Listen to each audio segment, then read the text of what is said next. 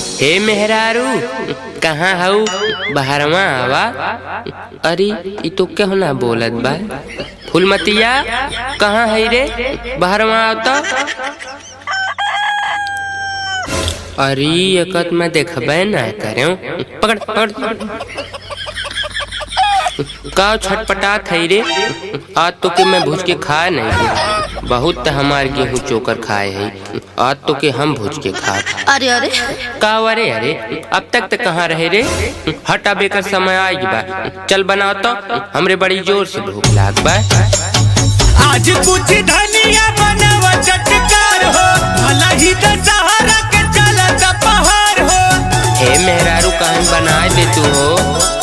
रूखे सूखे खाई एक दिन भइल काफी मांग लिया जाई देवी माई से माफी। हाँ तो सुनो नवा भातर में बोलो मजा दिखाइबा तू मुर्गा मुर्गा जैसे मुड़ी काट दी है माही दुर्गा। मुर्गा जैसे मुड़ी काट दी है माई दुर्गा। मुर्गा जैसे मुड़ी काट दी है माही दुर्गा। मुर्गा जैसे मुड़ी काट दी है माई दुर्गा।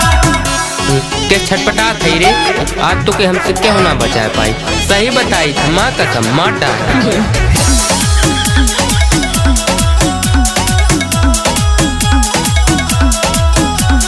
तीखा के खटे वाला बानी हो मारत बिना मसाला के जाई न दरद। जाई न दरद हो जाई न दरद। पूजा पाठ में लगावा मिजाज बलमु छोड़े पड़े तो है लहसुन प्याज बलमु प्याज बलमु छोड़े पर सडेले तो पीस के कुचुरबा मुर्गा जैसे मुड़ी काट दी है माही दुर्गा। मुर्गा जैसे मुड़ी काट दी है माई दुर्गा। मुर्गा जैसे मुड़ी काट दी है माही दुर्गा। मुर्गा जैसे मुड़ी काट दी है माई दुर्गा।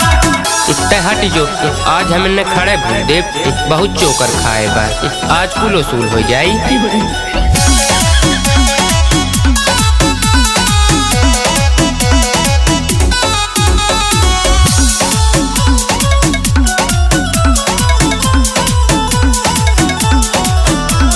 जदि नवमी भर बाटे परहेज हो छोड़ी नन वेज खियादा कुछ वेज हो। खियादा कुछ वेज हो खियादा कुछ वेज हो जाए अब शाकाहारी नसान बलमु मिली नरको में नहीं अस्थान बलमु अस्थान बलमु जो हरिस में आई नहीं कवनो तुजुर्बा मुर्गा जैसे मुड़ी काट दी है माही दुर्गा। मुर्गा जैसे मुड़ी काट दी है माई दुर्गा। मुर्गा जैसे मुड़ी काट दी है माही दुर्गा। मुर्गा जैसे मुड़ी काट दी है माई दुर्गा।